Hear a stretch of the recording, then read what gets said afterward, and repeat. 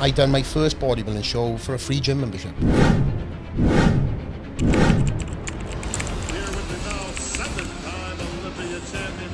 And the more I suffered, the more I kind of sadistically enjoyed it. How dark did it get? I put my shoes down on the floor and I'd stare them for a good 5 to 10 minutes. Right, come on. And I'd have to have a pep talk to myself. This is the stuff that I think separates, you know, first and last place. And we treated this as a business. So the business is all the details, the devil's in the details. That's bodybuilding, right? You know, I won shows because of the detail that I put in. You're going through pain in certain rounds, you can't show that weakness because you're going to get attacked in it. Yeah. Because I'd done it on my terms and I announced to the world that I was going to go out either on my sword or on top of the mountain. And how can I get there without going through the shit that you've gone through? And unfortunately, I failed more times than I've succeeded. And that's part of my story. And the delusion I had and the confidence I had that I was going to make it in the sport, I mean, listen, it's an attribute, right? And then that switch turns. And then that alter ego, Flex Lewis, comes out. The hitting the Olympia, and I mean this with all respects. When I won the show, I was like, yeah, I should have won the show. I've done everything. Living up to your potential comes down to this. Right, we're back. Very, very privileged today to be joined by probably Wales's most famous man, the one and only Mr Flex Lewis, accompanied by Wales's second most famous man, the one and only Ben Jones. I don't know that. Thank you for the title. I don't know about that. My mother's eyes, maybe, but it's an honour to be here. You know, obviously sitting among two of Wales's best, and arguably, you know, two of the best in the world now to be in the 2024. There's a lot of things we can speak about in this podcast I'm excited about. But two of which are you guys next year. Thank you very much, Flex. I speak for both of us, I think, as well. We obviously appreciate the support you give us both. Massive platform online. Just touch on why you in Wales, though, because obviously you're based in Vegas. Yeah. Vegas, Florida. Vegas mainly now. What are you doing in Wales for the next week or so? Well, you paid me a fucking lot of money to be here. I know. What? You get paid? Oh shit! Sorry. Sorry. No. As you guys hear, I've been in United States now 20 years, but pridefully, as you guys both know, and for everybody who is watching at home, which is my camera, this one or whatever. No, okay. Freestyle. Oh, freestyle. You can hear by the accent. I might have slowed my accent down, but I'm very prideful of Wales, very prideful of the guys that represent us. And as you know by my gym too, it's full of Welsh dragons everywhere. Yeah. So every year I come home, Christmas time is traditions, bring all the family home, and my wife loves Wales too. So obviously my both kids I named Adian and Maxen. So there's a lot of tradition. Still have my Welsh feathers on my arm. So I come home every year for many reasons, but Christmas is always in Wales. It's not Christmas for me until I see that Christmas Eve family photo and all the PJs. So there's about 20 of them all. I know it's Christmas then. Yeah, well, I'll make sure I do one too. I'll tag you in this year too. Buy me a set. I'll say, all right, okay, you can come up. You're only down the street. How does it feel to kind of go from the crazy wildness of Vegas, like, you know, what arguably the busiest or most famous city, or the wildest city on the planet, some would argue, to then obviously come back to your roots, to the quietness, I can imagine, of the Welsh valleys? I don't know if it's quiet, because every time I walk around the town lately, it's into a meet and greet. It is a meet and greet. But it's great to come back. You know, I've kept myself humble all the years I've been in the US, regardless of Vegas. Vegas is an incredible city. They've welcomed me with open arms there. You know, as a massive fan of MMA, as soon as they found out that I moved to Vegas, I was in the UFC Apex watching the fights when everything was closed off. So Vegas has really welcomed me with both arms, open arms, shall I say. But coming home to Wales, it's what I need. You know, it reminds me of where I've come from and where I strive to keep on going. You know, foundation is everything for me. Family is obviously everything for me too, and that's one of the reasons why I do come home as much as I do, because my roots are from Llanelli, my roots are from South Wales, Wales in general, for everybody kind of watching this that is listening, and you know, if it wasn't for my upbringing and all, we can relate to this, the blue collar nature of what we've been brought up on, you know, I wouldn't be where I am. It's a different mentality, I think, over here, and it breeds a different mentality, not just in what you do, not just in what we do, but I just think in people in everyday life. I think the struggles, and not that we're coming up, you know, in violent areas or I want to say rough areas, but I think the struggle we have coming up because of the areas we're from, Brett, you can probably speak to this a little bit as well. I think it just builds the mentality and the sort of the core values a little bit different to some people who are from a little bit more, maybe busier areas, like privileged, not privileged, but places like London then where there's a little bit more opportunity and there's a lot more going on. I think we're such a small group and it's such a small area of the country. You know, the opportunities here are a lot less than what we would get elsewhere. I've said this for years, like I don't know what it's been like for you, but definitely for myself growing up in, like, say, judo starting off, you always felt like Wales is always the overlooked nation.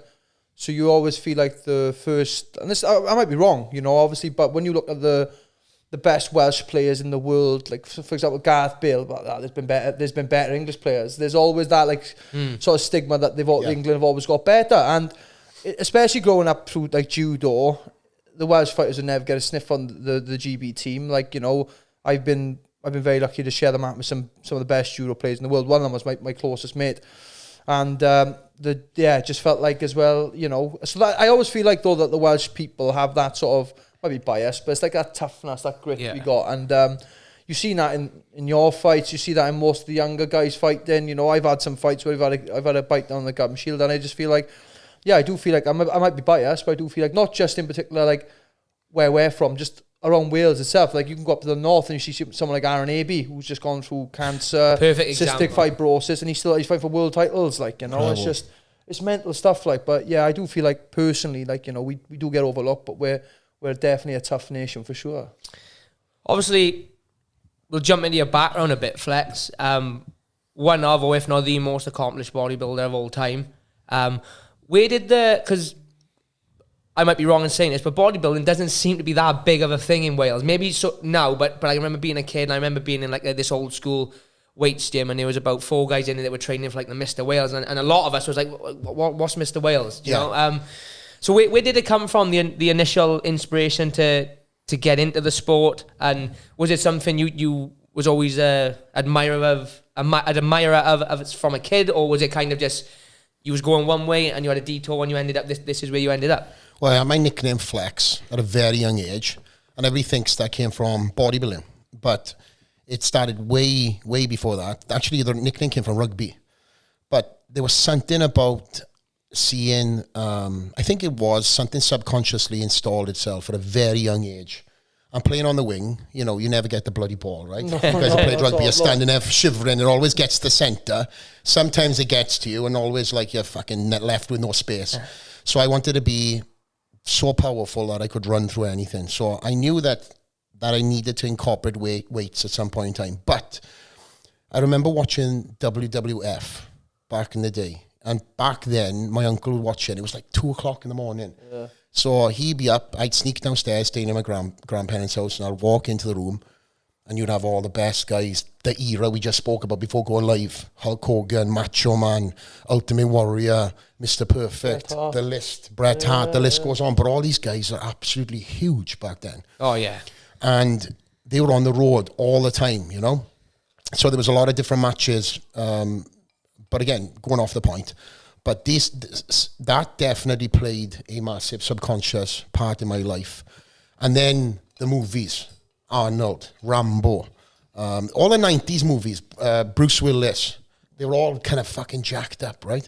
So I don't know why, but I remember being like, okay, I had little calves, I had like little forearms, but the muscle really didn't develop until I started really training more, you know, specifically for bodybuilding.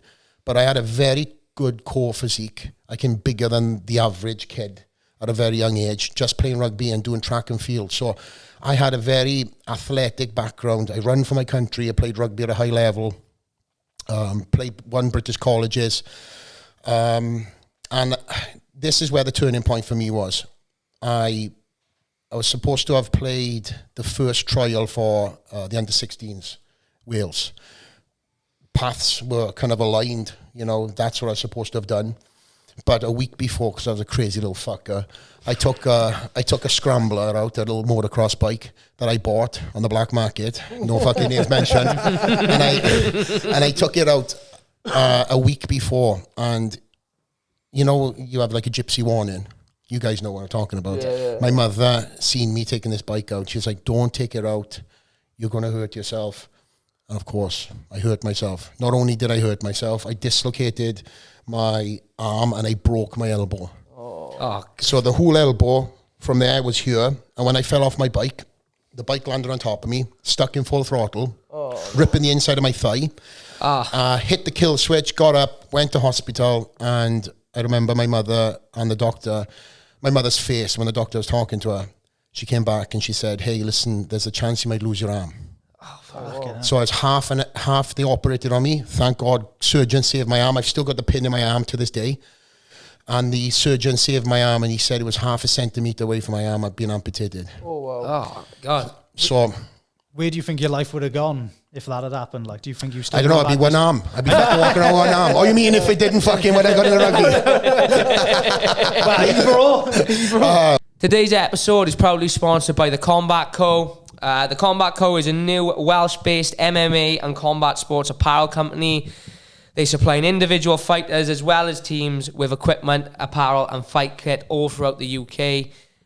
Please follow them on Instagram and Facebook at the Combat Co. Keep an eye out for their website, guys. Anyone looking to purchase any gloves, hoodies, bottles, t-shirts, you can get in touch with them via Facebook or Instagram for now. Obviously, like we said, website be coming in the new year. But a big thanks to those guys for jumping on and sponsoring the episode. To be honest, you know, I think back like what could have been.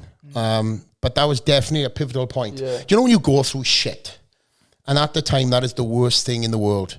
But had I not gone through that lesson, had I not gone through that suffering and sat with myself in a cast for it was probably like 12 weeks. All throughout the summer holidays, all the boys were out going to the, you know, doing the, you know, fucking crazy shit that we do internationally, right? I wouldn't have sat back and it slowed me down because I was always on the go. I was always into this, always into that. My mother kept me active because I was fucking crazy energy-wise. But that really had me sitting down and thinking, shit, what am I going to do when I get out to this cast? And as crazy as this sounds, I said to myself, as soon as I get out to this cast, I'm going to learn how to do a handstand. I'm going to learn how to walk on my hands, and I'm going to learn how to do a backflip. So as soon as I got out to this cast, fucking, you know, to my mother's dismay, of course, I started strengthening up my arm. But of course, when you're standing there like this, and you're in this cast, and you've got little movement, I thought, oh, when I get out to this, it's going to be fucking nothing. They cut the cast, my arm was flopping. Yeah. Broke my heart. Because I was like, shit. Because this arm, for a 15-year-old, was pretty big. Yeah. And I started doing a little bit of weights, but nothing crazy. But then I was like, damn, so how I got to straighten my arm back up? I started lifting up a can of beans. I remember a can of beans, and that's all I could do with a can of beans. I said, okay, I'm going to build my arm back up. And also done was at the time, because I was so in my own head about people seeing me going back to school when it started and having one bigger arm than the other arm. I went up, my friends in the room, you know who this guy is. I went up the room, and there was a local tattoo artist living up the street to me. So I went up there, knocked his front door, and I was like, hey, I want a tattoo on my arm. This guy's like, how old are you? I was like, 18. He goes, I need your mother's permission. So I walked back up the street with the cap bill there. I got a piece of paper out, pen.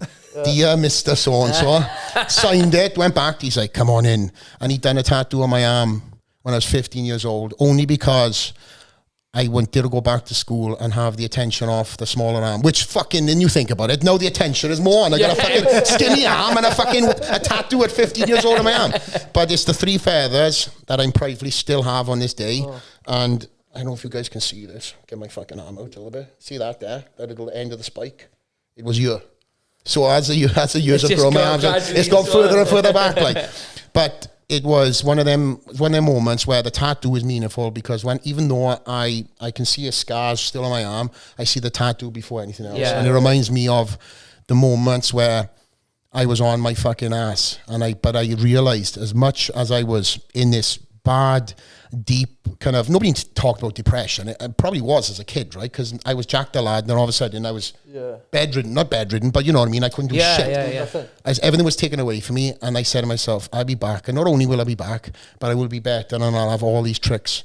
And 6 months later, not only was I walking on my hands, but I was walking on my hands up one way and back, and in a backflip. And I can still do that after a couple of shandies. To this day. That's the old party trick. I can't wait to see that Saturday. Oh, so now I'm invited. All right, okay. He says he's pulling the big one on the fucking podcast. Look at him. Doesn't fucking get back to me or fucking text. That's a story for another time, though. But I will bring it up. So, with the... throw you off there, so I jack. I'm sorry, mate. I'm right off. I'm like, what's going on Saturday? And why am I invited? I know. So obviously, just like you said, you come off the arm injury, you started dabbling a bit of weights. Was the focus on bodybuilding instantly, or was it I'm just going to get big and strong, like most 16-year-olds do once they hit 16 and they're allowed to go in the weights room? Yeah. I just want to get big and strong. And it was really to get myself back on that field. So there was another trial. It was like a retrial being done. So there was back, I don't know if you guys played rugby, but you had one trial in the beginning of the year, and then several months later, there was kind of like a relook. So my goal was to get back on that field and be seen again. So not only did I get back, but I physically started powerlifting. Put myself into powerlifting, started powerlifting, put myself into powerlifting competitions. I won the Welsh, I won the British. But I was training for these events, and I was like, I love being in the gym, but I don't like this style of training. You know, you've got so many different martial arts, right?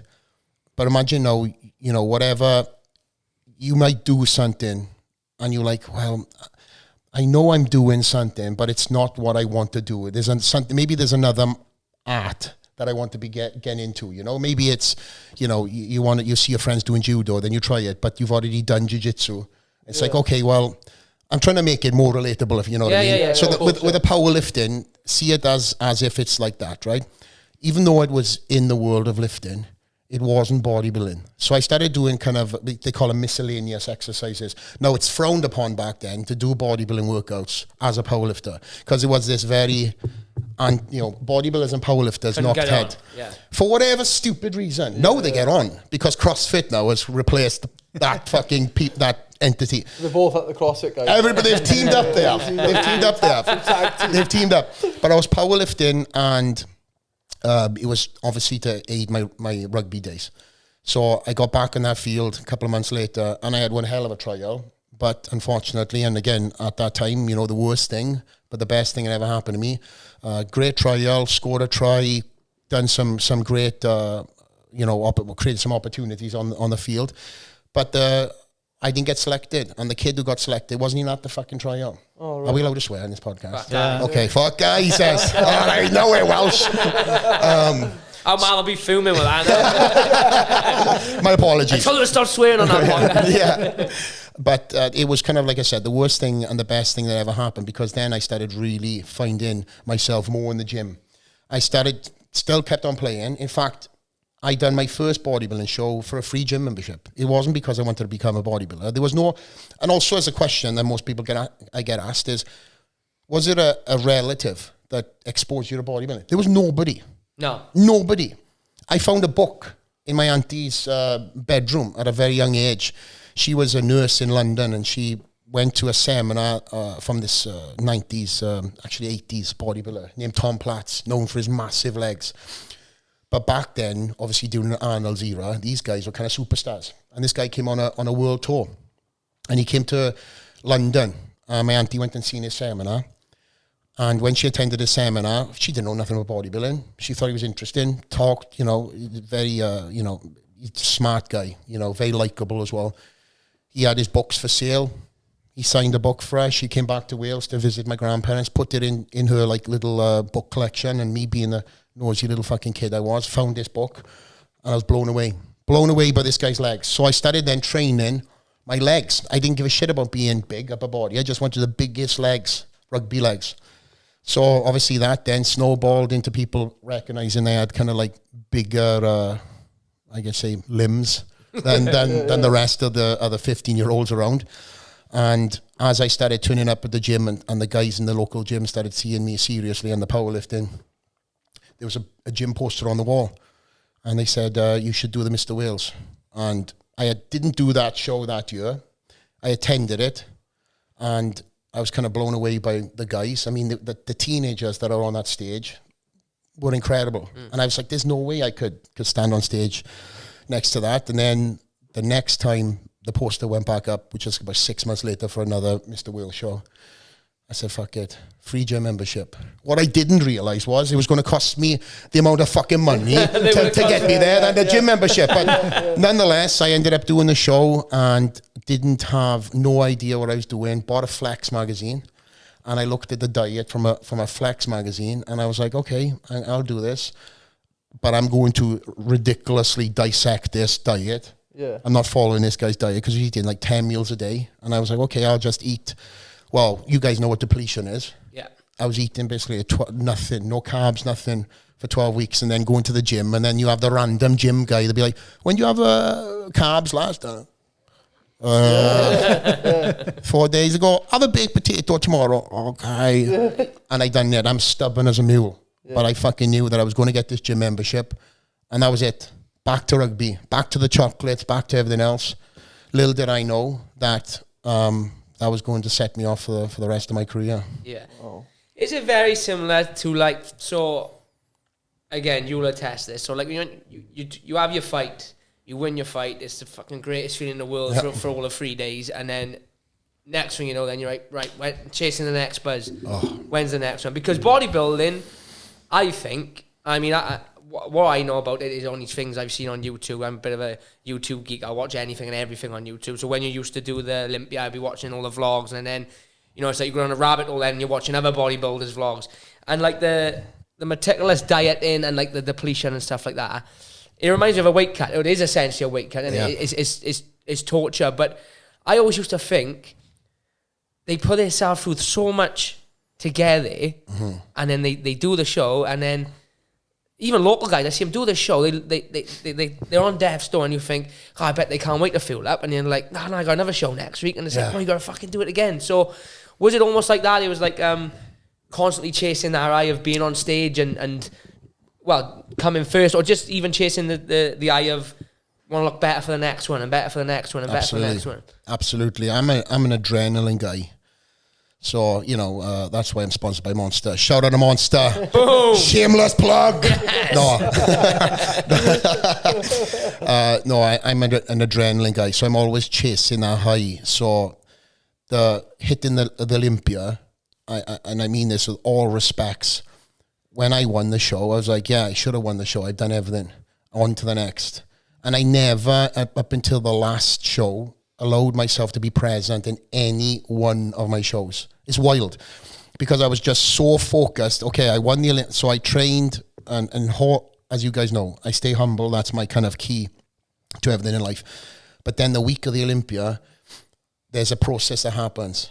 I shave my beard off. I keep this little fucking chin strap on. I don't shave my beard at all until the week of the Olympia. And then I look at myself in the mirror and like, oh, it's fucking game time.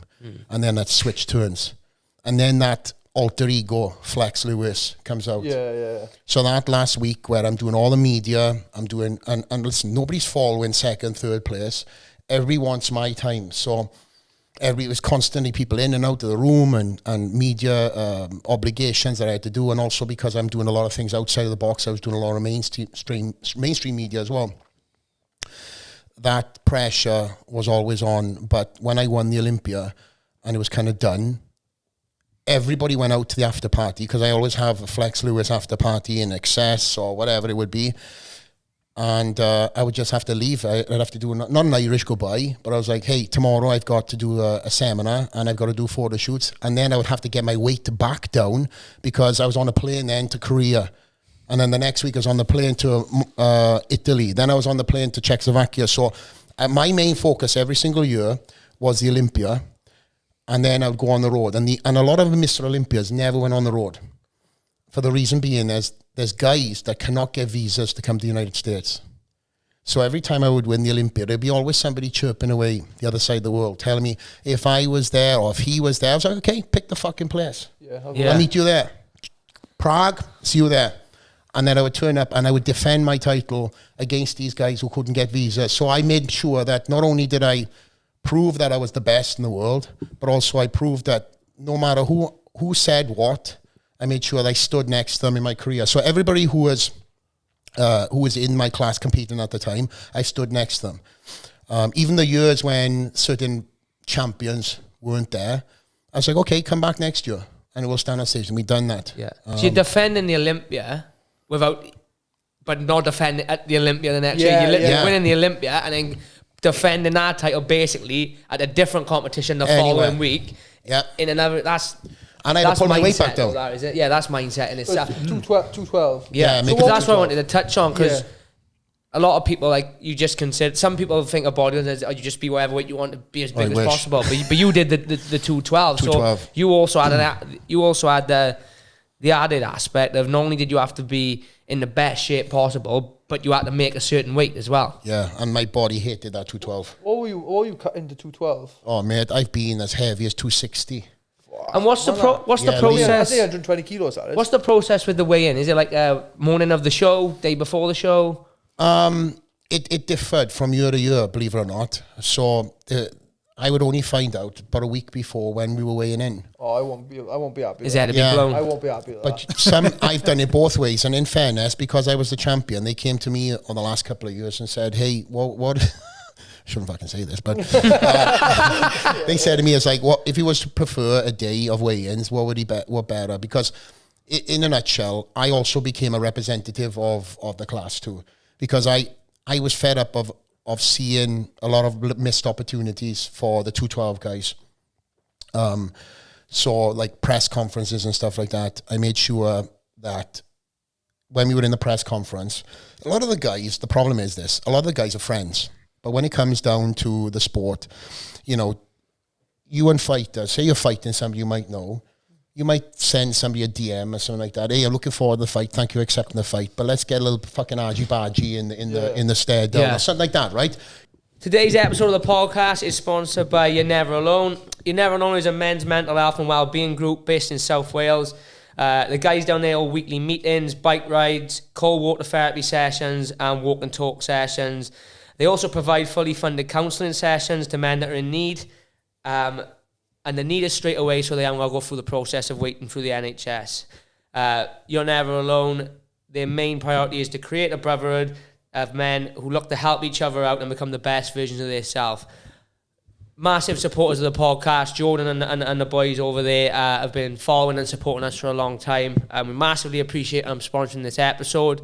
If you'd like to support them, you can buy hats, key rings, t-shirts and hoodies.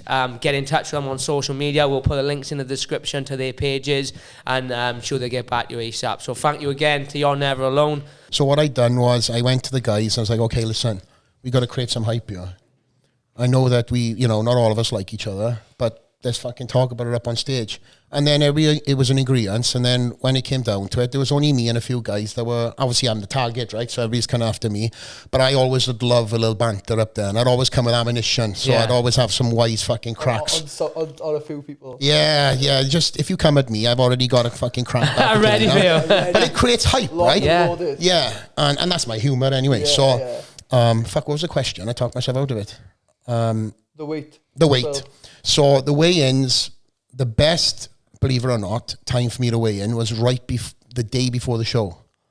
Because in bodybuilding, your body fat is low. All the last thing you got to do is get rid of the water. Yeah. It's the sub-Q water, basically. It's what's between the skin and on top of the muscle. That's why it's such a science. And I've said this many times, but I can win or lose a show on a banana. Never. Yeah. So everything is so meticulous.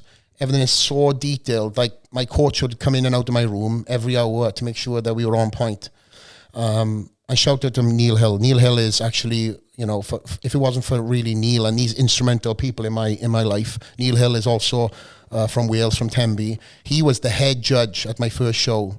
And had it not been for him following me out from the venue to the car with a big chocolate bag in my hand like this, and he said, "Hey, you said, I'll tell this fucking story. So it kind of flows into something. So I done the Welsh. I'm walking out to the arena, and I hear this voice shouting, hey mate. He said, you got time to talk? That's my Neil Hill impression. It's fucking terrible. Oh, he's Scouser, is he? No, it's not. It's fucking terrible. He's fucking Welsh. But he's from the posh part of Tenby. Even though he's not posh, he does sound it. So he follows me back to my mum and dad's car. And then he says to me, great job up there. You know, you're going to do the British. And I said, in all due respect, I know who you are. Neil is a fucking legend. He won the Welsh the year before, the overall. And he said, I think you should compete in the British. And I was like, he could see us pushing back. And I can remember sitting in the back seat, he's talking to me through the window. And then he went full Braveheart speech, minus the horse, and the face paint. And he starts saying why you should represent the Welsh against the English, the Scottish and the Irish. And then he asked me some questions about my diet. And I said, I'd done it all myself. And he said to me, okay, here's the deal. I'll help you with the diet. We'll work together for the British. And you can represent your country. So, of course, when you start talking about representing your country, and also knowing now the context of me not being able to represent my country in rugby, I was like, fucking hell, this is kind of a sign. Okay. So I look at my parents, they're like, okay. And 20 years later, we're still that team to this game. Do you think you would have done it without him giving you that push? Do you think no? You'd be back playing rugby. I'd be back playing rugby. That's amazing. Isn't it? What a life-changing moment. Incredible. You know, you meet these people for a reason at certain points in life. You know, there's a term, and I'll remember it probably off the podcast, but, you know, some people are in your life for a season, some people are there for their life. And he's one of them guys that, even though I didn't know where he fit in at that time, but not only has he changed my life, but I've been able to change his life. Yeah. So we're both now living in Las Vegas, and Neil is training superstars with you know, top CEOs all the way to guys like Roman Reigns, who are, you know, the top guys in WWE. Yeah. And all we've done is come from South Wales and believed in each other. And you met in a car, and he judged your car, and he met in a car park. Through the back window. I want to jump back. So, how did you, the first Olympia you won, was that the first Olympia you ever entered, or did you enter Olympia previously and not won it? Yes. So the first, so it breaks down into different categories. This is the Welsh cold in my lungs, by the way. Welcome home, Flash. Here I was thinking I sound weird. I do. So the first year I competed, I turned pro at 23. I went through the amateur ranks undefeated. We went everywhere, me and Neil. After that, Welsh, to give you a little bit more context, we done the British, we done the Welsh, done the British, done the European, done the Mr Universe. Then I recycled it again, went back over, and then I went into the open class. And then I won my class the year before, and then at 23 years old, which at that time was one of the youngest to do it, I won my pro card in the overall. Because at that time, only one pro card was allowed to be given once a year, and there's only one shot. Only one shot in all the shows.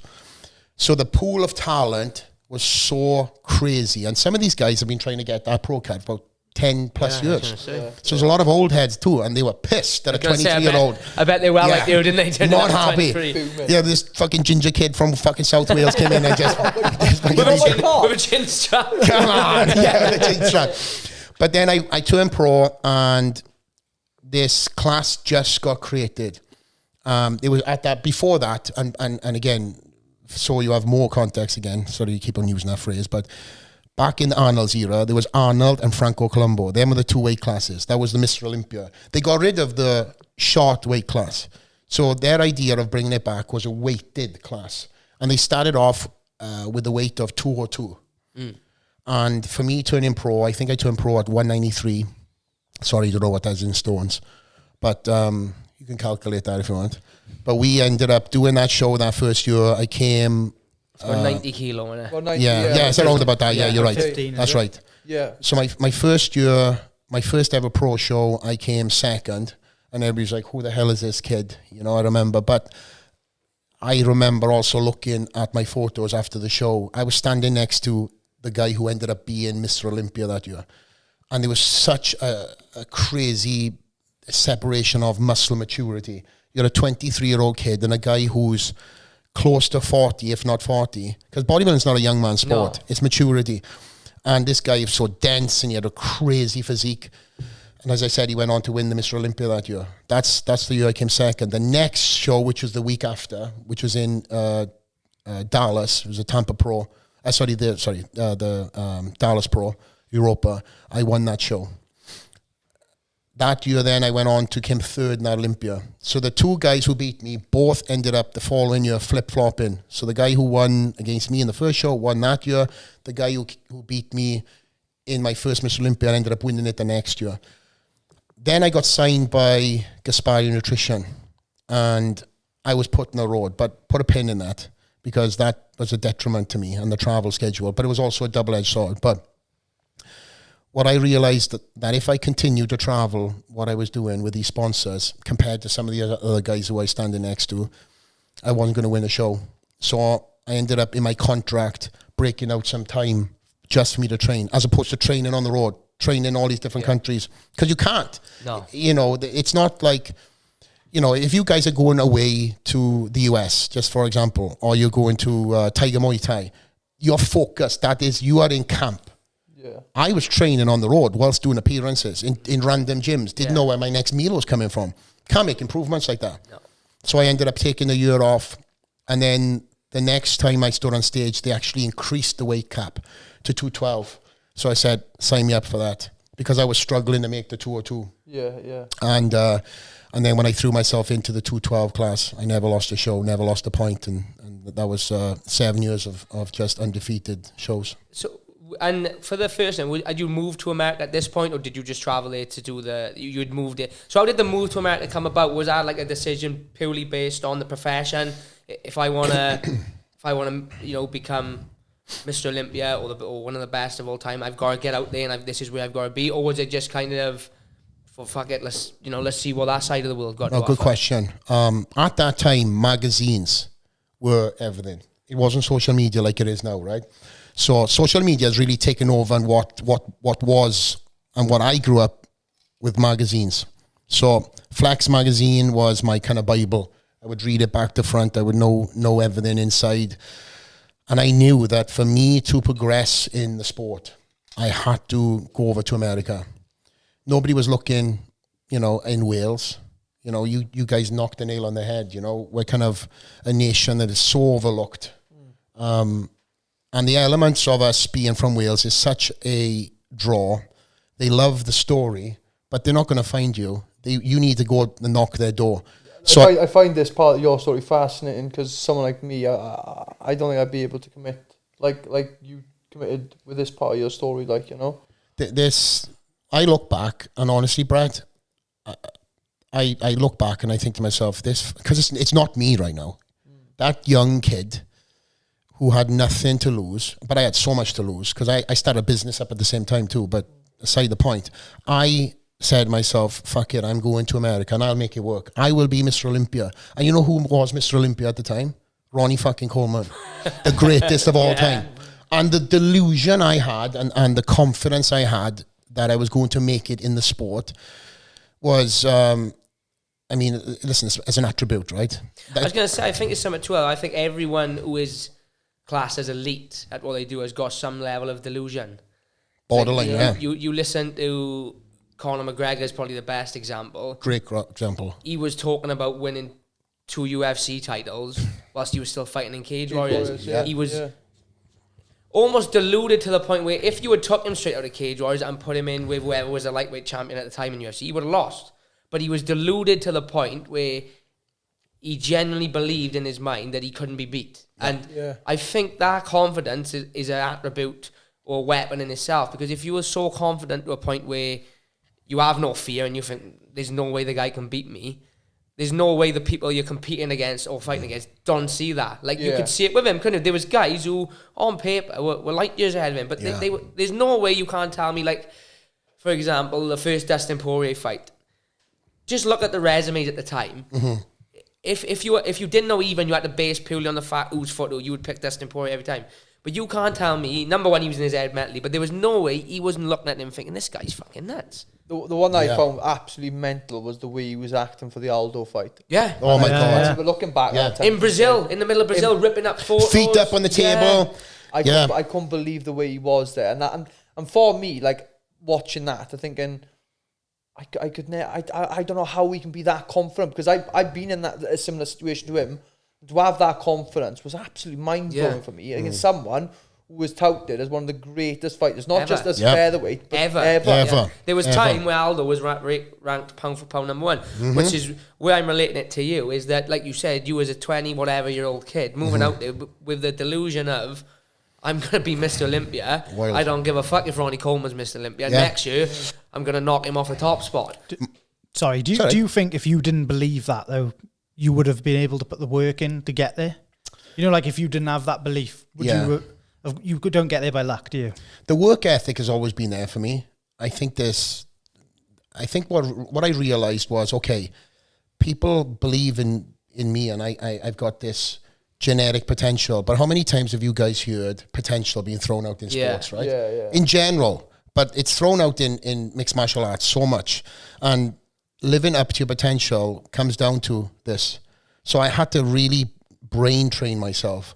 And don't get me wrong, I had my days, my ups and downs, especially when you're in the States and nothing is going for you. I mean, when I moved there, to pick up on the story, I went, I'll tell the story and how it all happened. When I won the British, I had this email that came through from a guy called Ed Connors. And Ed Connors wrote this really, really nice email. And actually, I pulled it out the other day just to see what it was. I haven't seen it in probably like fucking 20 years. And he introduced himself and who he's helped out. He was the owner of Gold's Gym, Venice, the Mecca. Yeah. And I look at this email, and this fucking guy.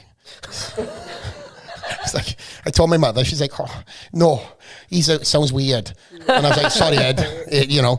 But again, when you get this random email about a guy wanting to fly you out to the United States and put you up in his house, and he's helped this guy, and this guy, I kind of was like, man, I'm going to be brought out to the States, fucking chained up in some cupboard, brought out for some fun time, and I'll be put back in. Fucking hell, be leaking out of my ass for a month. But, Flip that! Fucking hell. I was going to say something then, but I'm not. Too many good clips here. So I then ended up getting another email from him about a month later, and I thought, man, this guy is kind of, you know, pretty serious about this. So I ended up asking one of the kind of the big faces in bodybuilding, and he ended up saying, listen, this guy's legit. He's helped out a few people. He actually, the first ever people he ever helped out was Sting and Ultimate Warrior. Oh, wow. So he was in the wrestling world and he was in bodybuilding. And what he was doing is he was finding bodybuilders to cross him over to wrestling. Yeah. So of course, when he brings me out, I think, fucking hell, here's my chance to get in WWE, you know, WF at the time. No, I blew my fucking... He said straight away, he's like, no, you're way too short, mate. Way too short. Just say mate either, sorry. But he flew me out. And what happened for me was, at that point in time, at 19 years old, I walk into Gold's Gym and that Flex magazine just came alive. There was no social media. It was there's social media, but it was in its infancy stage. So everybody that I see in the magazines was there. So imagine now seeing that and getting that motivation and actually talking to guys that you've only seen in the magazines who are giving you compliments, saying, man, look at the size of your legs. Where you from? Wales. Where the fuck is that? Is that England? Mate, listen. Listen. So I ended up staying in that guy's house, going back to Wales, and I said, fuck, I'm all in. Yeah. I saved up my cash. At that time, I had a moving company, and I was really hustling with that.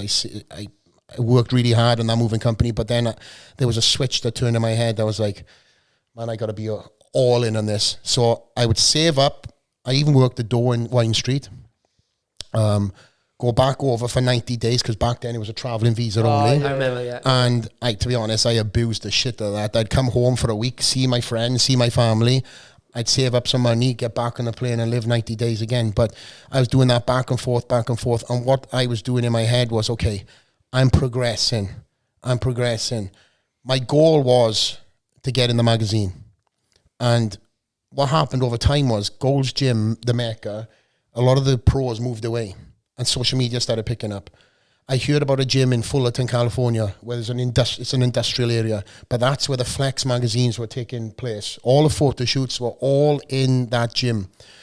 So I didn't know anybody. I took my friend's car, who allowed me to, well, he didn't allow me, I just took it. I drove up the 405, which is on rush hour, which took me, fucking hours to get. I get to this gym, and that became much better than my first experience coming to Gold's Gym. I see all the photo shoots, and I realized right there that I didn't have to be anywhere but this gym So I met a friend out there. I was staying in his house. I literally got introduced to somebody in that gym on my first time. And he was like the housing director of a college campus. And he said, listen, legally, I'm not allowed to have you there, but I have a sofa. As long as you keep your head down and you don't make a ruckus, you can stay on my sofa. I mean, literally every morning, all these chicks would be walking past fucking this guy's house. I'd be outside, stretching, having my coffee. All right, girls, top off. But a year and a half later, I was on that sofa. So I left everything that I worked for in Wales to come to the US and focus on what I wanted to do. And every excuse had me going back home. But what I homed in on was all these little things that started happening. Like I had a small little, postcard size article in Flex magazine. And that was enough for me to stay there. And then I built upon that, go home, win shows, come back. And then through my cheeky charm and me networking and making sure that I was in the face of people and also staying in shape. So a lot of these pros who got paid a lot of money, 6 figures, were turning up for some of these photo shoots in absolute dog shit shape. So this guy's already set up. It's like you guys doing a podcast and the guy comes, he's mute, Yeah. But I was in shape. So then there was a photographer who used to call me fucking Welsh something, probably wanker. But he knew that I was in the gym. I lived in the gym, just to be available. And he was like, jump in.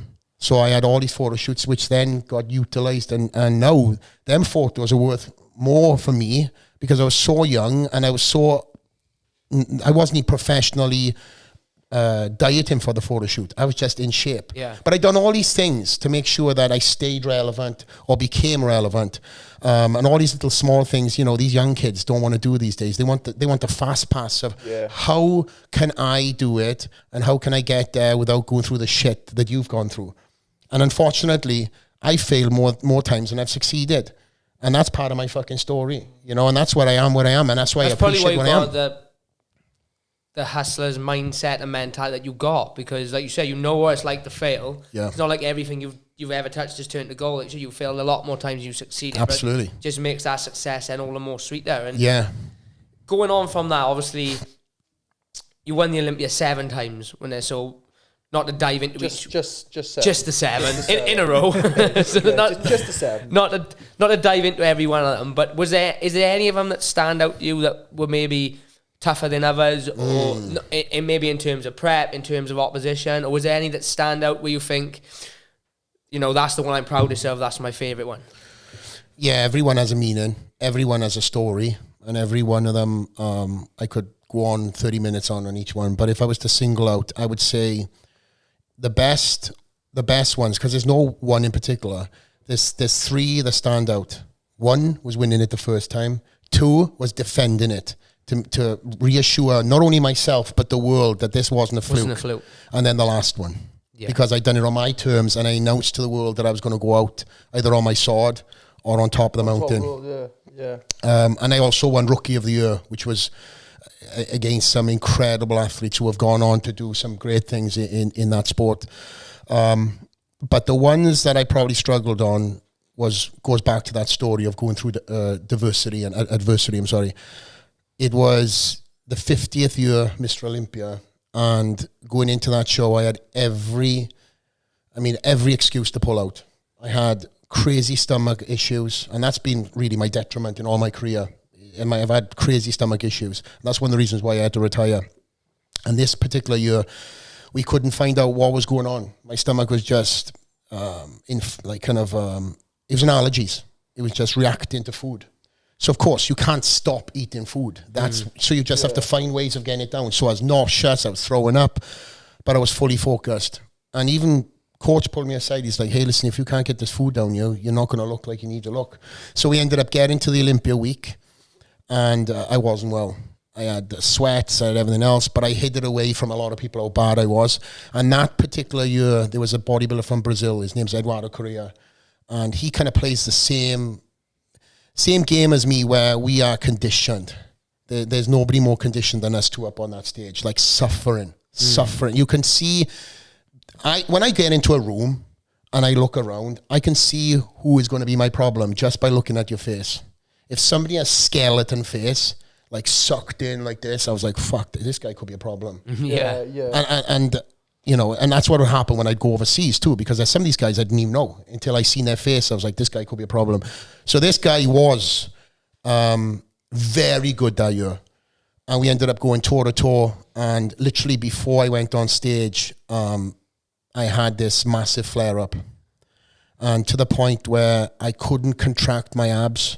So, I couldn't open up. So in bodybuilding, when you do a frontal bicep, which is that shot, right? You take a big breath of air in, you fill your diaphragm, so your waist gets exaggerated. So your waist is not going to get bigger, but if you take a big breath of air and you think, right, you inhale, opens you up, and as you hit the shot, waist looks smaller. It's all illusion. I couldn't even do that. Any type of, it was killing me. So I was on stage and I could see my coach Neil fucking going ballistic. Open it up, shouting. Yeah. And of course you have to kind of, it's a tough man's face. You guys know all about this. Mm-hmm. You know, you're going through pain in certain rounds. You can't show that weakness because you're going to get attacked in that. And that's exactly what it is with the sport. If that guy sees that I'm weak in that, he's going to expose me. So I had to really work through that round. And I get backstage and I just remember all the media coming over to him backstage after prejudging. And a couple of media guys came over to me, which is normally the complete opposite. So this was number 3. And I think to myself, fuck, I don't think this is going as planned, you know. And I knew it wasn't going as planned. But I thank God I've got an incredible coach who knows what my mindset is like. Because if he said to me what I didn't want to hear, I would have gone in my head. And the last thing you do in bodybuilding is stress. Because when you stress, you start on water. Yeah. It's a chemical reaction. So he's like, listen, we're just going to get back to basics. We'll work this through. We ended up coming back next day. I was a completely different animal. I was so pissed off that I allowed somebody to get so close to me in prejudging to even beat me. That was the year that's probably been the closest where I felt like, wow, this could go either way the prejudging.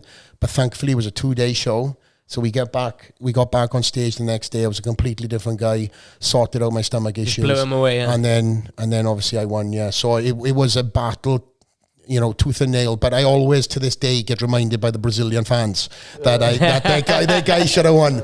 Their guy should have won. You know, then after the first day, did you go back and watch footage on the actual thing and then be able to adjust things or no? Yeah. What type of changes could you make then? Because to us who don't really necessarily understand the finer details, what could you do differently overnight or the morning of that would sort of change the perspective from the day before? Is it like the poses or the technique, or is it the food? You imagine, Tank, if we got chinned on a Saturday. Don't worry, you got Sunday. Yeah. That's what I'm saying. Pull that footage up. Pull that footage up. What the fuck went wrong there? But good question. I think I've ever been asked that, actually. So we went down to really dissecting everything that I've ingested over 72 plus 48, and then we went down to potentially maybe 2 days and a half, actually, because some of the stuff that you could eat doesn't react till 48 hours later. Right. This is mad. This is fucking getting down to the nitty gritty bit. Yeah. But this is what separated me from the pack, right? We went into this and we treated this as a business. So the business is all the details. The devil's in the details. That's bodybuilding, right? You know, I won shows because of the detail that I put in. You know, if I wanted a little separation here, I had to train to get that separation. And then what happens is the diet does the rest. So when it comes down to that first day and having all the issues in my stomach, we realized that we had to pull out certain carbs. I think it was like sweet potatoes and bananas, something like that, as crazy as it is. So I just went dry rice cakes. And I mean, if you've ever eaten dry rice cakes with no water, there's nothing worse. But that, you have to do what you have to do. So I got limited at a little bit of water. So I would eat, fucking 3 packs of rice cakes. And then I'd have a little bit of water that I would have to just use to clear my palate. So we went back to dry carbs. And that was really it. There was nothing more than my coach then monitoring me and how I was getting on that night. So I would get up in the middle of the night see how I was feeling, move around a little bit. It was honestly, that prep was such a blur because there was many issues going into that with my stomach. And after that prep, I went in, well, I actually done a few different things, but I went and hired a gut specialist. I've said this on other podcasts, it's not like I'm gloating, but I spent so much money on GI doctors, I could have bought a house in Wales. Yeah. No question. Yeah. But for me, it was my business, and for me to try to get down to the roots of everything, I've had 3 doctors who are classed as the best in the game, and guess what they've all said? You don't know what's wrong with you. So when that's again, one of the reasons why I had to retire, is because when I went up into the open class, that open class is all force feeding. Mm. I was going to talk to you about this because I remember that you, after the 7th time saying you were going to do the open class. Yeah, I remember that. I remember, I didn't really know you at the time. I knew you through you. And I remember the same thing where you won it for the 7th time and he was like, right, the next year now we're going to go to the open class. That's right, yeah. And what I found mind-boggling was this was the period where you had to eat a certain amount of calories per day. This wouldn't be an issue for me. I could eat 10,000 calories a day. That's what I had to do. Yeah, that's fucking... on some days I had to eat close to... It was normally around about 8,000. But here's the thing, right? People say, oh, I can do a 10,000 calorie challenge. Yeah. Every day. Yeah, well, for one day. Yeah. And you're talking, most of these guys who do the 10,000 calorie challenge, I know there's 20,000, whatever else, but most of that stuff you can build up fast. I mean, I could do that even when I was eating all the time because you can get a lot of hidden calories in shit food. Yeah. But when you're eating good rice and fucking baked potatoes and all that stuff, that's a lot of food. So... Yeah. I went from shrinking my stomach for the 212, and also, I want to note this too, it became very, very hard for me to make that 212 class, to the point where I was booking myself on the road to travel as much as I could just to keep my off-season cap low. I couldn't allow myself to go over 235. I'd always keep myself within that range. And being on the road, and believe it or not, and traveling was helping me significantly. But because you was busy. Because I was busy. But then when I came down to it, and when I was around my creature comfort, I would blow up. I was in my gym, I was in my elements, I was obviously eating consistently.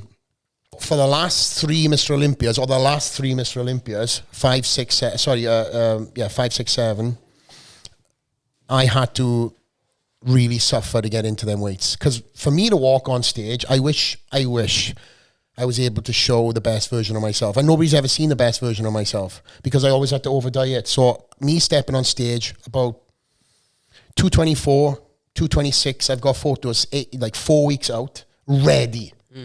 And I had to find 12 pounds to come off me. And me and my coach were like, where the fuck is this coming? And I knew that's what he's thinking too. Neil would be like, don't worry, we'll get it out. But, we would have... Inside his head. Inside his head. Yeah, this fucking asshole again. This fucking asshole. But we had to find our way to get in. So, also, when you're dieting down for a show, you have to eat into muscle. So, for 4 weeks out, I smelt like piss.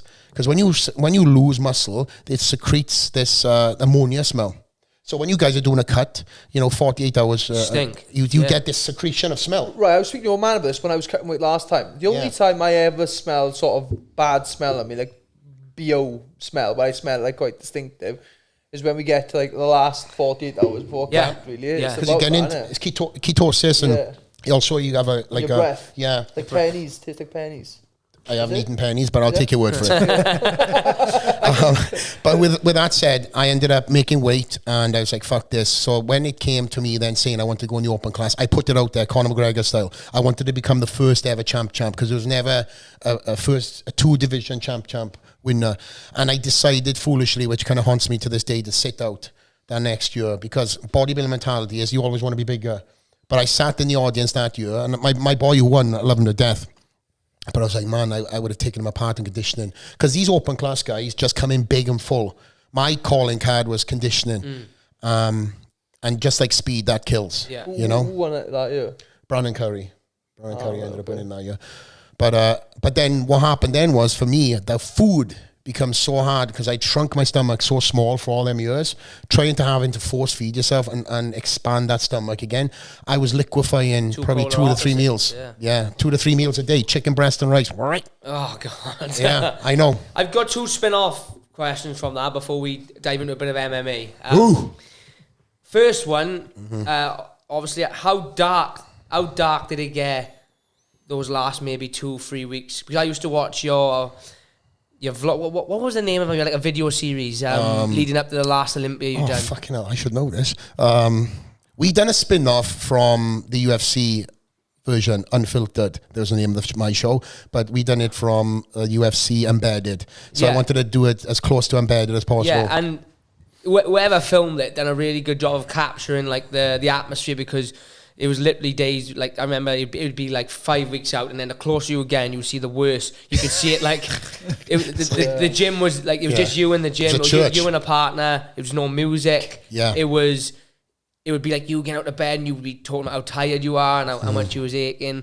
And I used to like watch it. I think, fuck me, this is like a weight cut. Like I feel like someone else going through it. But how dark did those? Because what sort of calories and stuff like that was you on? Like maybe a week or 2 out.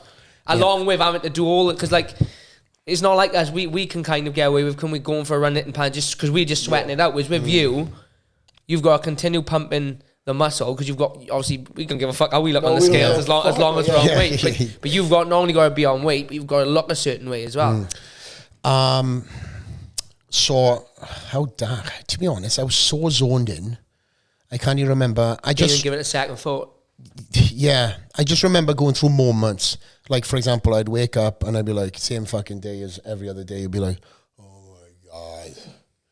I'd get a coffee in me. And in my old house, I'd have this ledge that was right in front of the fireplace. I'd put my shoes down on the floor and I'd stare at them for a good fucking 5 to 10 minutes. And I remember doing it, but I'd be like, all right, come on. And I'd have to have a pep talk to myself. This is the stuff that I think separates, first and last place.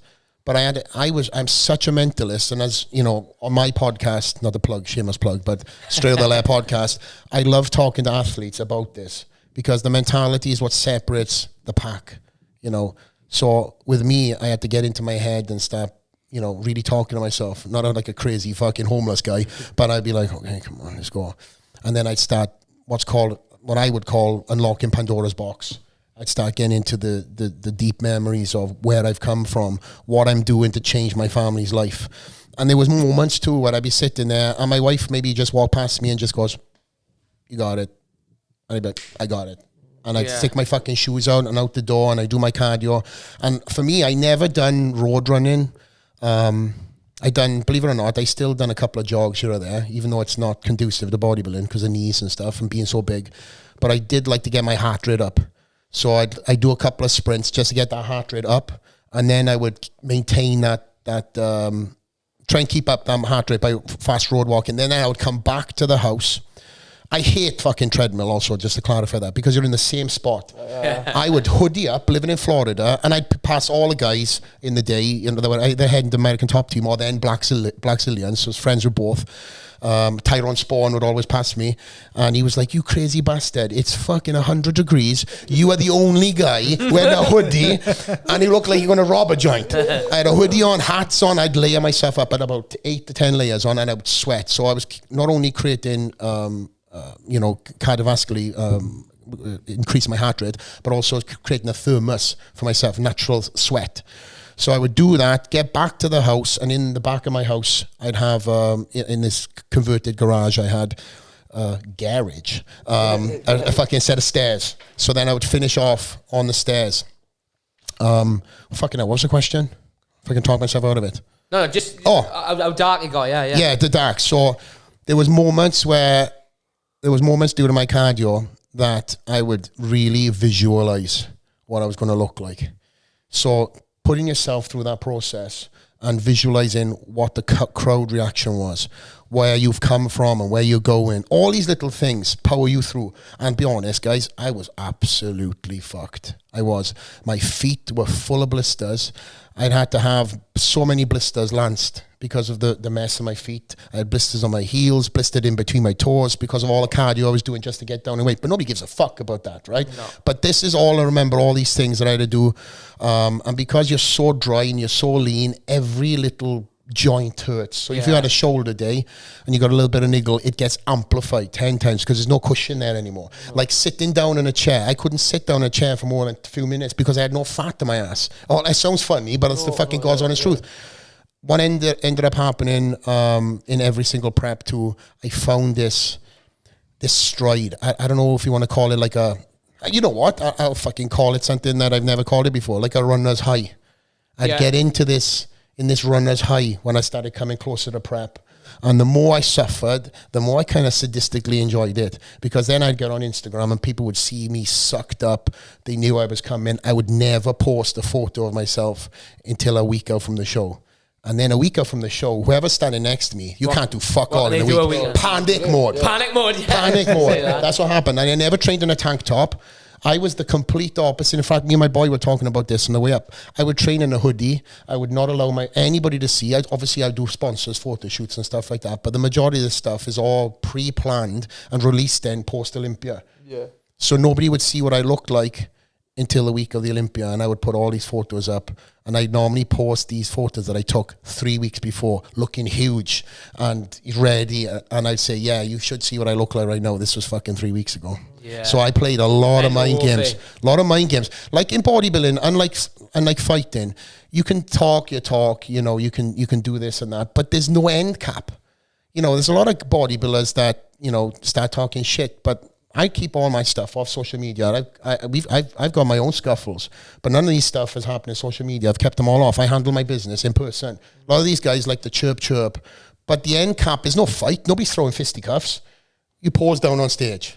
But if somebody wants to get lippy and start talking like they want to fight, then you know, there's been a few stories that I won't talk about on the podcast because I'm super professional. Are you sure you don't want to? Are you sure you don't want to talk about the podcast? I want to end caps. That's what I want to say. We're not professional. Yeah, there was a couple of moments where I got separated backstage from some incidents that happened online. But again, listen, here's the thing, right? If you want to run your mouth and talk as if you're a fighter, then there's no problem. You know, I do enjoy a good fucking scrap. That's why I love rugby. I miss that, of course.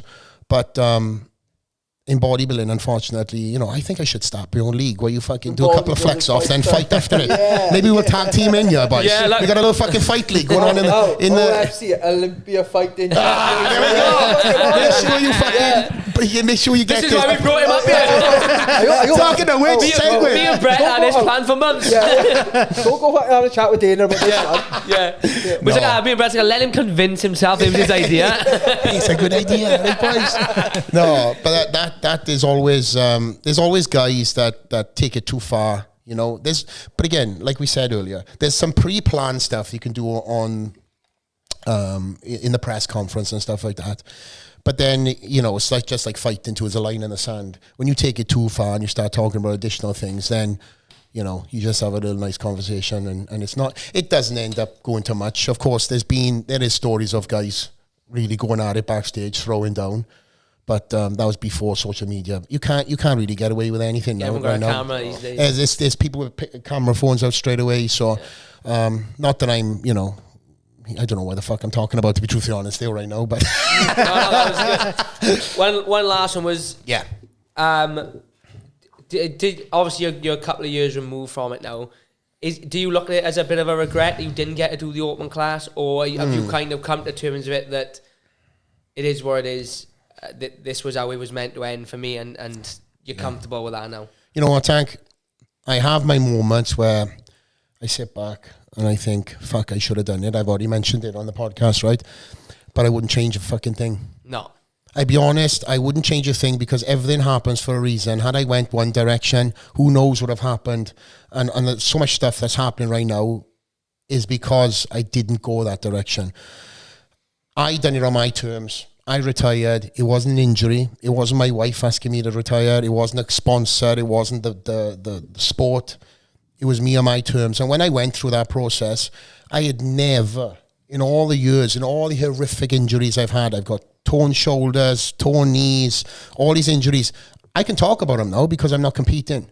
And I didn't want to talk about them when I was competing because then you're building in an excuse. And also you're allowing people to see something when you're up on stage. So if a judge hears that you've torn something, be like, oh, I see it. So don't draw the eyes to anything. Don't allow anybody to have, a assumption or a judgment. For me, all my injuries were just kind of a badge of honor. This is me getting through my prep. And again, I've had all these different occasions at the different preps where I've done this. And one prep, I had fucking rhabdo. If you guys have heard of rhabdo, it's one of the worst things that ever happened to me. I tore my shoulder. And I had to put myself through prep, which people watching this think I'm fucking nuts doing this. But I had a doctor monitoring me just because I wanted to become Mr Olympia that year and win in my style.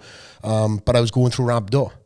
But again, couldn't mention that at that point in time because then somebody would find a way to either pull me medically or find a way of not giving me that nod for that show. So I've never had any excuses going in. And again, I can talk about them after the fact, but I know I've done it my way. And with all the injuries and everything else that I got on, when I made that decision to retire, it popped up in my head for the first time in all them years. That's the point I'm trying to make. I never once thought about retirement and all these fucking injuries, going through this, going through that. Never once. Then all of a sudden this retirement thing popped up in my head and I was fighting it. I was like, shut up. Maybe it's just God testing me. Shut up, Flex, And it kept on getting stronger. So I told my circle of circles that I'm thinking of retiring. I brought everybody into my office at the Dragon's Lair. I'd moved to Las Vegas. Everybody in, and everybody started crying. And I was like, wow, I can see how much this means to all these guys around me. So I tell you what, guys, I can see, and everybody had their reasons why I shouldn't retire. And it wasn't on a selfish standpoint. It wasn't, I've given this time for you. No, it wasn't that. They were like, Flex, you're so close. You can win this. This is just a test. And I don't think it is, guys. I'm just kind of like ready to move on. And yeah, these guys, I give it to them. They really wanted me to try one more time. We trained a couple of weeks and it just wasn't there. And I remember one of my training partners turning to me and he says, "You're not there, you?" I go, "No, I'm not there." And then I kind of told my circle of people, of course, the same thing kind of happened. People were upset.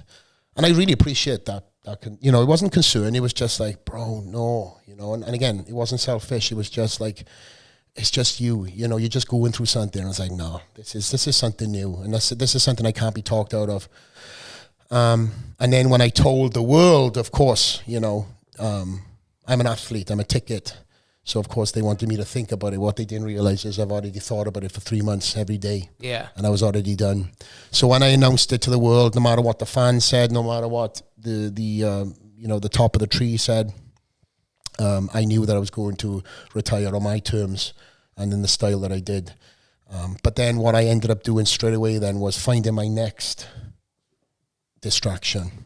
And right now I'm doing a lot more TV in the United States. They love this fucking accent, this ginger beard for some fucking reason. I don't know why. But I'm doing a lot more media. There's a lot more media coming down the pipeline next year. There was something I wanted to chat with you about. I'm a massive fan of the Nitro Rallycross. They were in my gym 2 days ago. I saw this happen. I saw the Travis Pastrana doing it. All the best drivers in the world do these crazy races. It's amazing. I saw that and I thought, see if Flex can sort me out some tickets to go to watch the night. Do you want to? I'd love to go. March. Yeah. They're shut in. So I hope this is fucking loose. I know this. Fuck it. Well, if it's not, you have to blank it out. In March, they're doing a big activation in Las Vegas. They're shut in like F1. Yeah, like F1. Yeah, Nitro Cross are doing that in Las Vegas. We've seen that tank. It's insane. I've seen Strickland was in one of the cars, isn't he? One of my favourite drivers, Andreas Backerud. He's a Norwegian driver. He races in it. Yeah, so. Yeah, that's a good transition actually. Because oh shit! Sorry, Jack. Sorry, Hans. It's a good transition because what I was going to say is, although you've been retired quite a few years now, it feels as if your presence, your social presence, your Because I think when athletes retire a lot of the time, they struggle because, you know, as bodybuilders, as fighters, when you retire, that's your kind of your identity, and that's all people know you for. You know, me and him have it. Is what's the first thing someone asks us when they haven't seen us for? When you fighting next? Yeah. When's your next fight? And I can imagine, you know, it was very similar for you, but on a 10 times, 100 times bigger scale. But it seems as if you've like done a really good job of transitioning your life from being an athlete to what you're doing now. Obviously, you got your podcast. Thank you. Yeah. You know, like the Strickland episode was fucking bonkers. Fucking hell. You know, so I want to talk about a little bit about like kind of your relationship with Eric at Extreme Couture and just your relationship with like the UFC, because you're constantly at the UFC. I've seen it. He was like with all the A-listers a couple of weeks ago at one of the pay-per-views. And is UFC something you've always been into, or has it kind of been more so since you went to Vegas? Obviously not since you went to Vegas, because you like, as you just mentioned, you was good friends with Tyrone Sprong, Henry Hoof, when you was in Florida. So how did that come about? Is it something you've always watched, or was it more so? And has that kind of helped you maybe make the transition from athlete to you know, life after the sport of bodybuilding? Yeah, I've always aligned myself, believe it or not, with more fighters. Most of the people around me, I probably if somebody bodybuilders are watching this, they probably don't want to hear this, but I love the fighter's mentality. I just love that tenacious attitude where there's so much skill that's involved. Like bodybuilding has, you know, don't get me wrong, it's a beautiful sport, right? Whatever you want to call it. There's so many different training styles that you can do to get big, whether it's lower reps, higher reps, and different people have gained victories by doing different styles. But mentality-wise, fighters I've always drawn to. I think there's nothing more impressive than me than seeing a fight. You know, that again, whether it was in school or all the way to moving to Tennessee and seeing my first ever live MMA. And dare I say it, if MMA was around when I was young, I probably would have jumped into that. I just love the physicality. It was really a spin-off from rugby. So if I couldn't do it, and because I was focused on my craft, I then supported my friends. So Anthony Rumble Johnson, RIP, was one of my closest friends. Yeah. Incredible guy. Just an incredible human.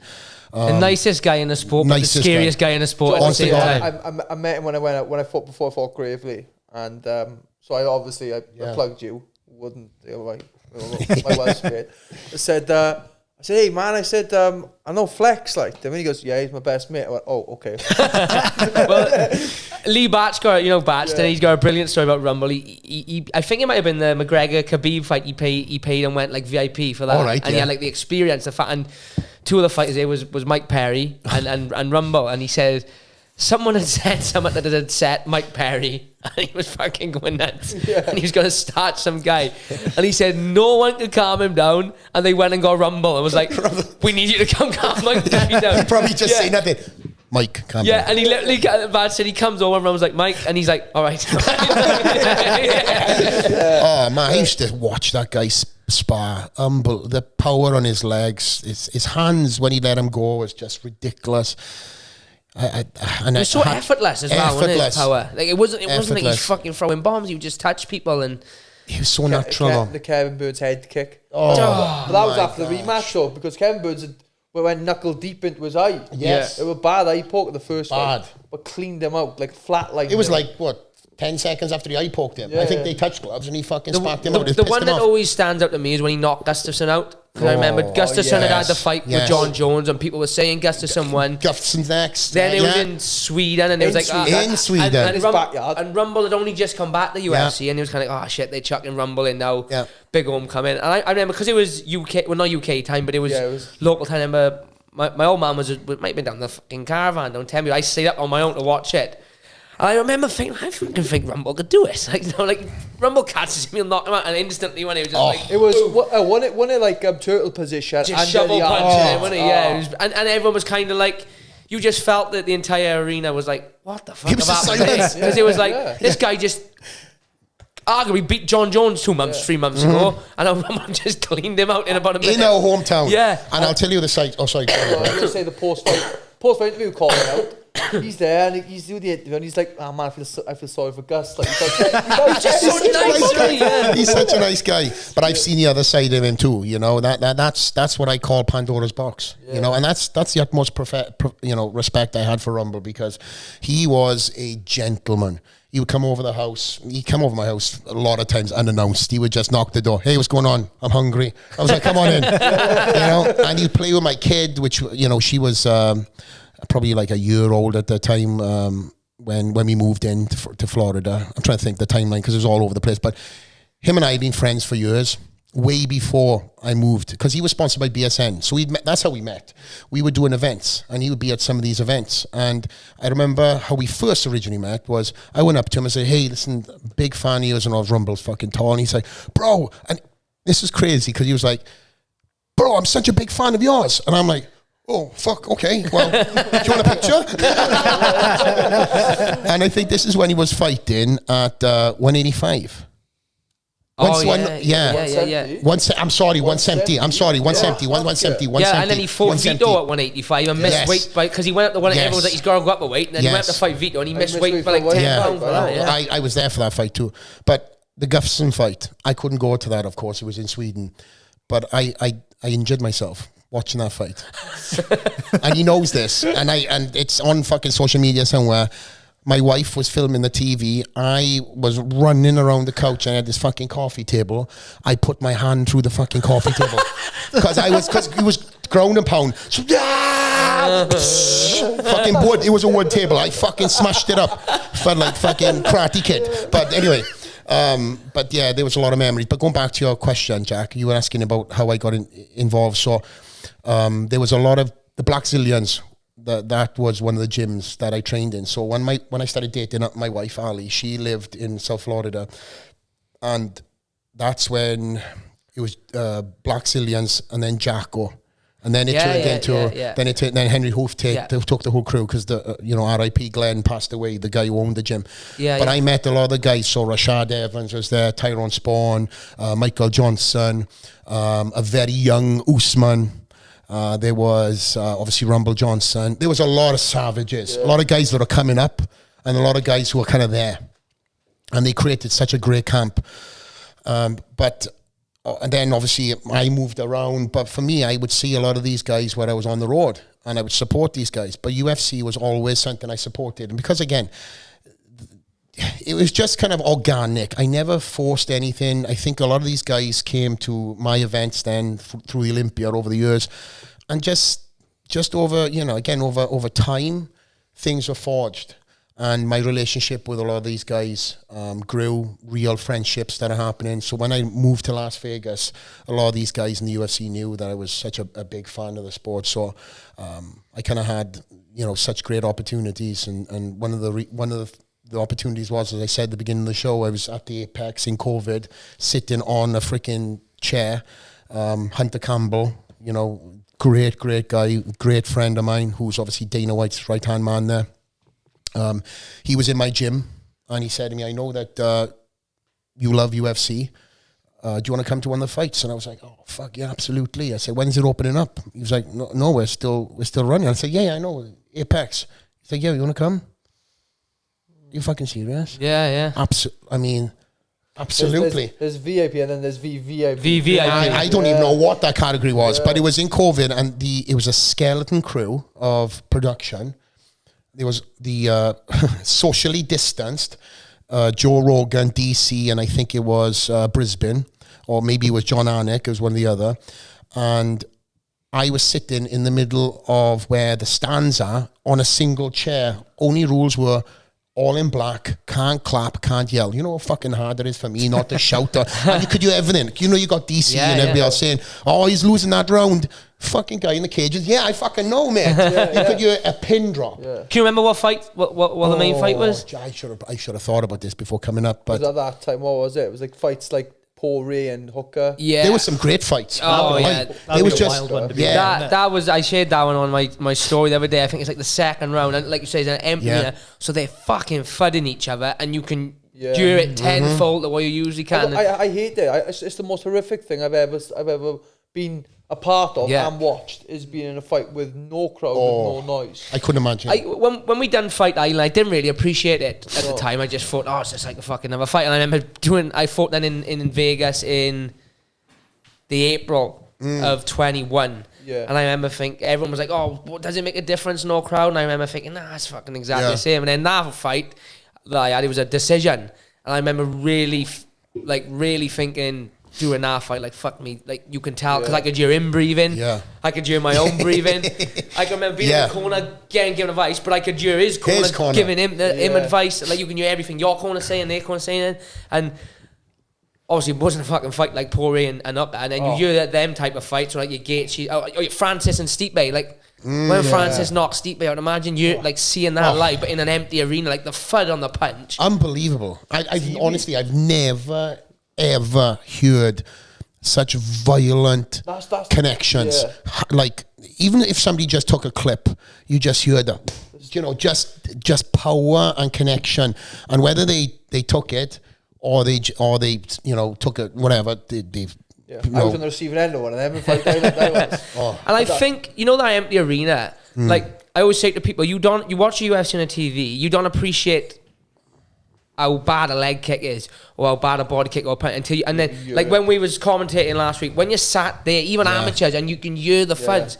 So I think, by having the empty arena, I think it gives the people at home who will never go and watch a UFC live or an MMA show live, but I think it gives them the perspective of, fuck me, these guys are actually, they're smashing bone into bone, and like, it was a wild time, but I kind of miss it a little bit, I gotta be honest, like the isolation of the fight week where you go there and it's just like you and the team, like that fucking week we had in Fight Island, as hard as it was with the weight cut and everything, it's like we'll never recreate that. Do you know what I mean?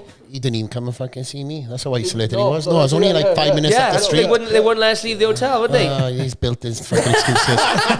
Fucking hell. I say, hey mate, I'll come over to see you. Oh, it's okay, mate. It's okay. No, I'll come to you. No, it's okay, mate. I was like, message your fucking buddy Hunter and tell him to let us out the fucking hotel. No, you couldn't leave, man. I understand. So I remember contacting the staff and saying, look, my friend Flex lives here. He's willing to come pick me up from the fucking hotel and drop me back. And they were like, the minute you leave, you're done. Your team have got to leave with you. Yeah. And what it was, basically, they give us like a fit to fly COVID test the morning of the fight, so that obviously you get your result. And they're like, if you go out now after the fight, that fit to fly test is void. And you've got to find a way now of getting another test before you get on the plane in the morning. It was like, what the fuck are we meant to do? But it was mental times. But I do want to say though, and kudos to, Dana, Hunter, and all the UFC, mentioning everybody, all this UFC team for having the balls to put this on. Yeah. I mean, it was the UFC and WWE that were the only two, entertainment that was on TV, entertainment being WWE and UFC, that were allowing the ranks to keep on moving, allowing guys to have some purpose to train for, because everybody was feeling the effects of COVID. Yeah. There was no bodybuilding shows on, there was no gyms open. Thankfully, I had my private gym, but even I didn't even post during COVID because I felt bad about posting, and I had a private facility. I saw you in the January of that year in Fort Lauderdale. Was it Fort Lauderdale? No, where was your gym? Boca Raton, close. Boca Raton. Yeah, it wasn't too far away from ADT was there. And I remember because 2 months later, that's when the COVID hit. So you were there at the time. Yeah. Was Vegas thought about by that point or no? Wow. So honestly, I never. We're talking about the Dragons Lair. Yeah. So for the fans to know. So I had a private facility, and the reason why I set that up, whether this was a question, I'll kind of talk about it. I was training in different gyms in South Florida, and bodybuilding, fitness in general is huge. It's even bigger right now. But at that time, every gym that I went to in South Florida, I became part of show and tell. I went to one gym, and I was like, I'll pay for a membership because you don't have to fucking start bringing people over. So they were bringing people in on day passes, on memberships. Or, hey, Flex, these people are from so-and-so. And I'm like, what? Headphones? Yeah. Even though my headphones were never on, I was like, what? Yeah. And of course, for me, I never ignore anybody. That's my calling card. Now I kind of set myself up now, right? Yeah. But I never denied anybody, because we all hear the horrific stories, right? You could do 1,000 good things and be known for one bad thing, yeah. So I never ignored anybody, but I was like, man, I'm training for Olympia, yeah? And every time that person, somebody got brought over to me, I felt the need to kind of like, you know, be that guy. The straw that broke the camel's back for me was when I turned up at the gym one day. It was like 4 weeks out from the Olympia.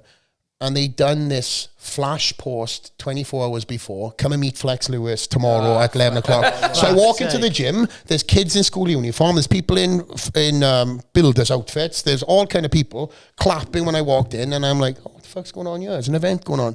And all the front desk are all excited. Like, oh, all these people have been here for so long waiting for you. For me. Yeah. And I'm about to go and train. Yeah, and I drank my pre-workout. That's the only thing I was running on, energy-wise. And of course, then I became who I should be, and I entertained the fans, took pictures, and I was like, guys, you can't do this again.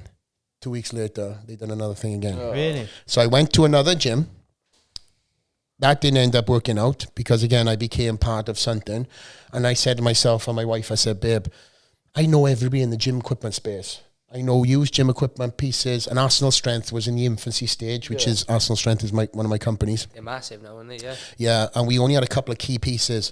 So I hit up my friend who was buying used gym equipment, and I said, here's my shopping list. And because I've traveled around the world, and as I was still traveling around the world, I would take pictures of pieces, send it to him, and then he would go out and find these pieces. So I found this warehouse in Boca Raton, which is not cheap. But I said to myself, you know what? This is an investment, and the best investment you can do is in yourself. Yeah. So I said, for me to allow myself to win and defend, I've got to put this money out. And then I created this gym with no name. There was no intentions of it becoming anything in what it's become into. It had no windows, no doors. It had a security front door. The gym was fantastic. Yeah, I mean, I've seen it on the vlogs. It's okay. Brett's been out a few times, my Brett. Come on, Brett. Thank you, bro. Thank you for the sport, Brett. Okay, but this isn't Vegas now. This was when it was back. Yeah. I remember I waited outside in like we were in like a little Escalade, big massive Jeep thing. So I hear this car come on the corner. It's fucking flying, this car. It's Nissan R34 Skyline. Whoa, it comes out. What's happening, boys? Thanks for throwing me under the bus for the car. I don't post that shit. The R34. But that gym, that was good times, by the way. I really appreciate you coming and seeing me. It was a good day for us all. Rafael Branda was there too. Yeah, so I had a little flex off. You did. You have to find that picture. I'll send it to you. He's like 6 foot. Yeah, he's very good. Yeah, he's I the had future. Flex off with him. I lost. Completely lost. He was close. He was close. You can't win them all. Yeah, you can't win them all. With us doing that gym, me and Ali, what we realised fast was we created something that I never knew would turn into a global brand now. Yeah. And with that gym, my goal was really to win and defend without distraction. Because if I was to lose, some Christmas music playing. I don't know what the hell's going on. Outside. Oh man. Fucking Santa's yes, oh shit. Is this a surprise? I was listening, Santa's coming in.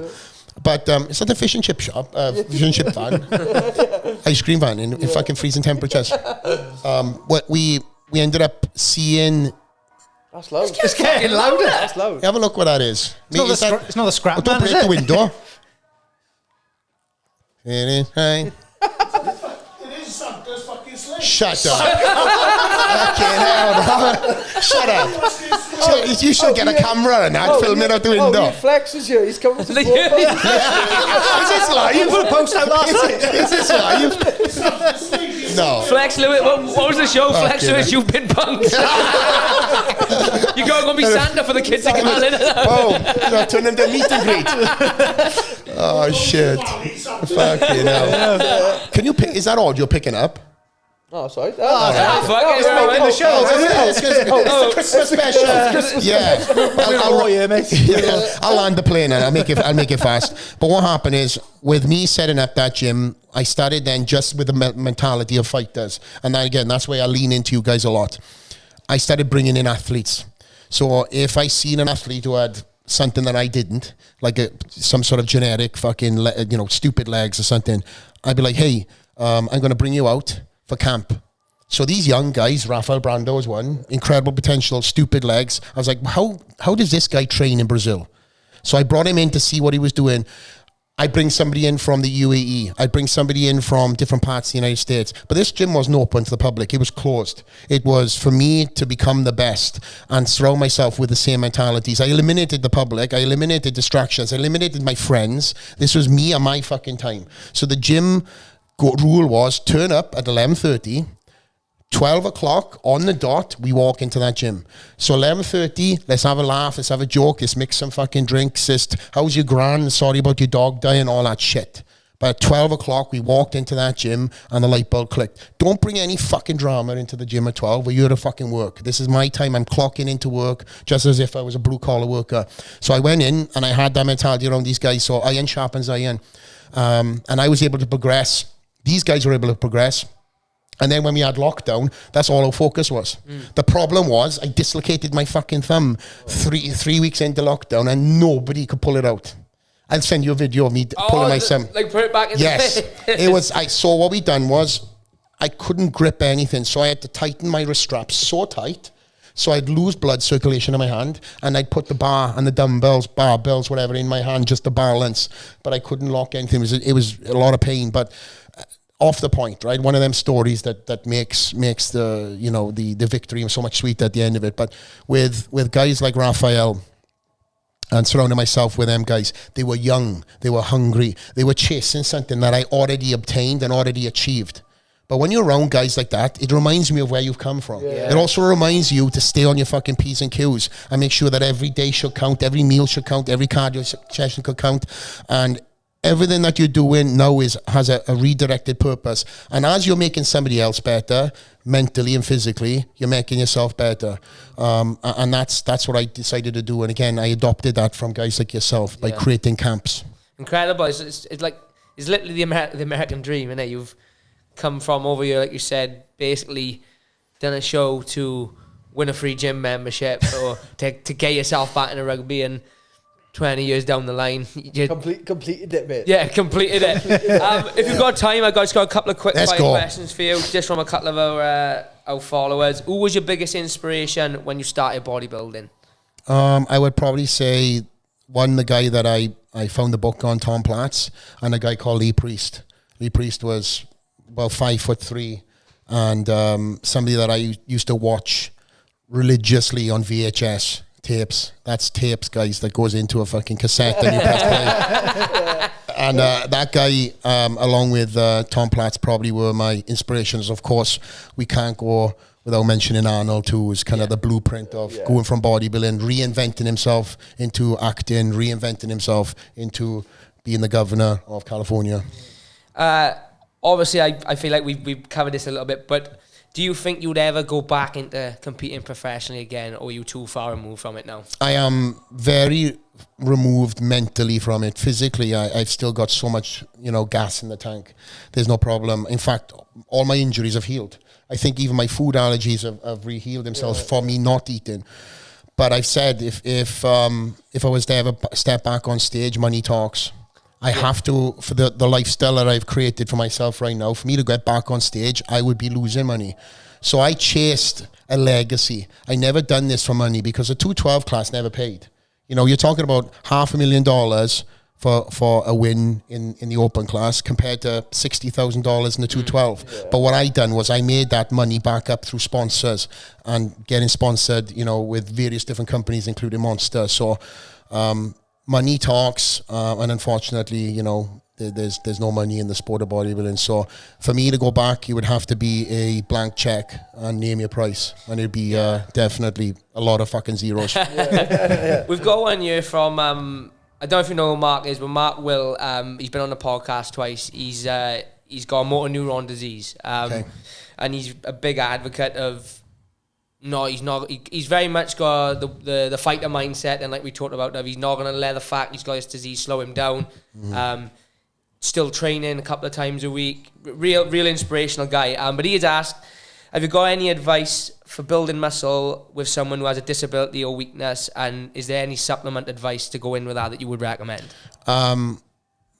for me, I'm not too aware of that particular disease. You know, that's disease, right? Yeah.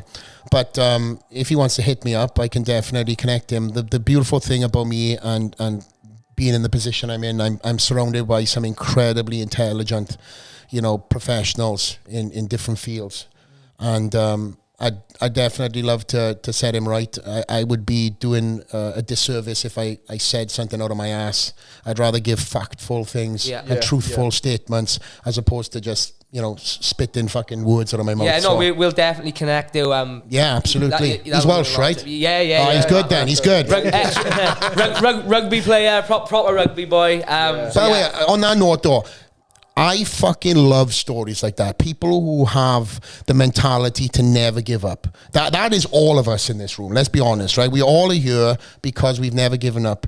We've been hit with adversity and the mentality of being and taking the easy option and fucking taking the path of, oh, well, it was a good run. Fuck that. Yeah.